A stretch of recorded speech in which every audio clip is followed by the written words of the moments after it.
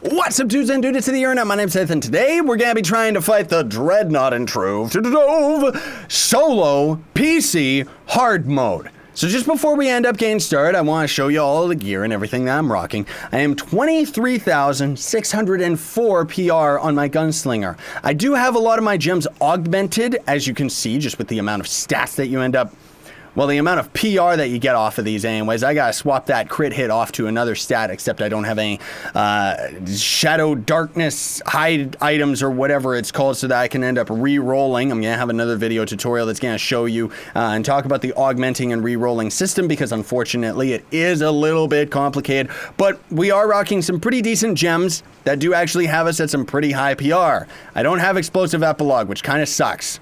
And then for the subclass ability, we're going to be rocking the candy barb, because of course it's going to end up triggering the candy, or at least having a chance to trigger the candy that's going to give us the extra attack speed, which is what it's all about for the Gunslinger, because we're going to be relying on our ultimate ability with our class gem. Now, for the flash, of course, Death-defying as always is what I always take.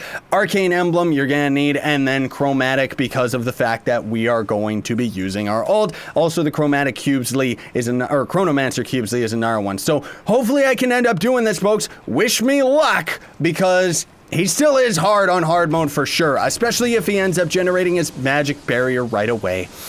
I knew it! I knew he was going to end up doing that. He always ends up generating that stupid barrier right away. Now, I should probably really be watching my potions here, because as soon as he ends up coming out of his attacks and stuff, he is going to end up using one of his lasers right there, which always pops a flask. That popped another flask right there. We already just lost 2 for 2 seconds of nothing.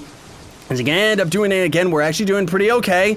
We're doing all right. We got him already at that phase where he's using his beautiful fire and stuff. I should actually be doing my right click and using my charged attacks. I also got to, watch out. It's a little bit luck-based, honestly speaking here, folks, because if he ends up doing that or doing his jump, where it means that we actually lose the amount of damage that we're doing, like when he uses his stupid magic barrier, that is when he is the most annoying, because why is he not using his physical barrier more often? Like, come on, dude, I need you to do that for me.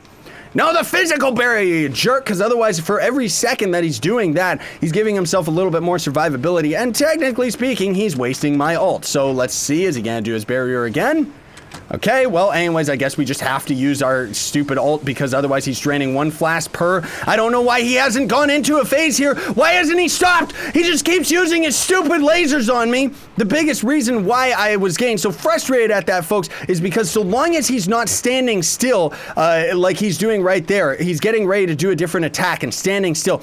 That is the only time that we have survivability, because otherwise, so long as he's moving, he is using his single target shot, which is going to end up wasting me because I don't have enough health. And even if I had health, he still ends up one-shotting you when you have like 5 mil. It's ridiculous. Okay, he's going to be doing his nuke again. We're just not going to be able to beat him this time. I'm just kind of hoping for the best here, but otherwise he's going to do his laser any second now. See, this is what I mean where, oh, okay, he used that attack instead. RIP! That was just unlucky. We would have been able to beat him if we didn't end up getting that weird, stupid generation where he just didn't end up using any of his abilities. However, I didn't really know that. I did notice that he wasn't using any of his abilities while we were up in the air, so maybe it was that we were too far away from him. So let's just try that one last time. I just wasted an extra pot right there, and here he goes using his stupid magic barrier. He loves using his stupid magic barrier. Like, seriously, that's one of the most annoying things ever to happen. If he ends up getting his physical barrier a little bit more often this time, it does mean that we would be able to beat him. No problem. No problem whatsoever. There's this stupid laser of death again. Laser of death again. Just drain all my flasks, dude. Just keep on doing that. I love when you do that for me, you big old jerk. Oh, man. I was going to call him, like, bad dude for some weird reason, but then I thought that would be really, really weird to call him. Okay, he's doing his weird shotgun attack. Come on, you stupid jerk face. This is only hard, too. Not like Ultra or anything, but then again, Ultra is, like, impossible to actually do on another character. Now, Fade Trickster is also another character that I would recommend as using in Shadow Towers. It's definitely worthwhile and probably ends up being even stronger than the Gunslinger, or at least right up and close to him. But you gotta be kind of careful with that because it does also still depend highly on the gems that you end up actually generating. Okay, let's just pop a flask right here and use our ult. He ended up generating the physical barrier. Okay, we're doing good. It's also really beneficial to use your right click when you're using your ult as a gunslinger, just because near as I can tell, while your ult is triggered, you are actually doing some extra damage. And as you can see, our attack damage, or attack speed, I should say rather, is through the roof when we end up actually triggering that barb ability. Okay, let me just start doing a little bit more rolls here as well, because that's something that I'm not really in the habit of doing when he ends up actually using his laser of death. Okay, let's do this and pop a flask, because we have to pop a flask every time we end up actually using our ultimate ability. I gotta try and watch all the flames that are going on right now. That sucks, because when he jumps in the air, okay, that was weird that it actually hurt me there. When he jumps into the air, that's always a little bit of a problem, because it means that we're going to have to, you know, we're not really doing any extra damage to him while he's actually doing that. Okay, here we go. See, we're not gonna be able to do it, and I'm not gonna try and anticipate him, because the projectiles in this game are gross. They just don't really end up hitting that often. Okay, come on, you jerk. So we do actually have him doing his nuke, which seems to be at like 25% HP rather than just at 20% HP, which is what I thought it was anyways. Let's do a dodge right there, which was very ill-timed. It didn't end up working. He's got another stupid barrier going on. If he didn't end up generating that barrier, like, that's the whole thing. It's too luck-based with this boss, man, because he just ends up getting invincible to either melee or range, or melee or magic attack. Melee or range is what I was gonna say, but yeah, that is physical or magic damage. Which, is he gonna do another laser? Yeah, he's gonna do another laser. He did a second laser right there, so we only have 2 more left, and he is gonna be doing his ult, which I'm gonna be very risky. I'm gonna be very risky here. There, yeah! Okay, so we did end up destroying him, and his nuke did go off, even though we actually did wreck him. That would have been very interesting to see, so that I want to test that out to see whether or not, once he launches his nuke, you gotta wait till it's at the top and coming down, then you can defeat the boss. Because otherwise, if the nuke is still going up at the air and you defeat him, I know because I've tested this, it will actually destroy him and the nuke at the same time. So wait till it's coming down, then destroy him, and then would we have taken damage, or did it just play out the rest of the animation? Can we end up getting lucky and actually getting this stupid Dreadnought drop? No, I didn't think so. There is no way alive that we were going to get that. We just ended up getting a radiant gun. Now, another thing too that I do want to confirm here, folks, just because I'm sure that lots of people are still asking and wondering, is that the devs have confirmed that normal, hard, and ultra of Dreadnought and Hydra are not going to determine whether or not the mount is going to drop from any of the bosses.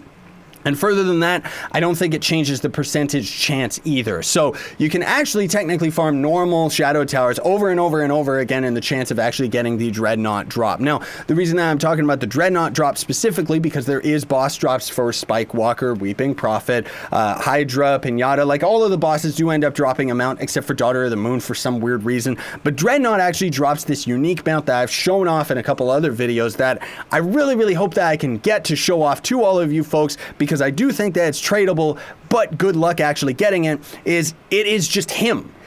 That is the mount. It is like a giant, it's like the biggest mount in the game. Also makes me curious to see, wait, why was I, oh.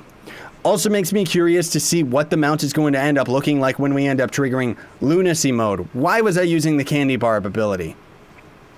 Seriously, why? Lunacy is the one that I recommend for the Gunslinger, not the Candy Barb ability. Oh man, that would have made him like so much easier too. Why was I sitting there using the stupid Candy Barb ability? Because I don't know why I thought about using that ability, because the whole, you know, my whole logic behind it is with the Lunacy, it's going to trigger a lot more often where you end up getting big and also gain more attack speed, whereas the Candy Barb ability has a chance to also trigger a healing proc, which means that that's less chances of actually triggering the attack speed candy, which also ends up giving you increased movement. Now, the Lunar Lancer ability is really good because when you transform, you not only get more attack speed, more movement speed, but you're also going to get just more damage in general. So that's why I would definitely recommend using this one. The physical damage, of course, doesn't really matter on a magic character like this, but in any case, folks, we did end up actually beating the the hard mode, not ultra. Don't get too ahead of myself here. We did end up beating the hard Dreadnought, so that's actually really cool. I do want to try this out real quick. Let's just go to Ultra Dread and see if we can get through one wave. Let's just see it, just out of curiosity, to see just how difficult they ended up actually making this. Because hard mode, For 23k PR, we're sitting here going, hey, I beat her Dreadnought, and thinking that it's like actually a good thing, as opposed to this. Like, look at this. It's a joke. Look at this. Stupid ultra mode, you dumb enemies. Like, they're so powerful. They're just draining flash left and right. There's nothing we can do about it. This doesn't require skill of any kind.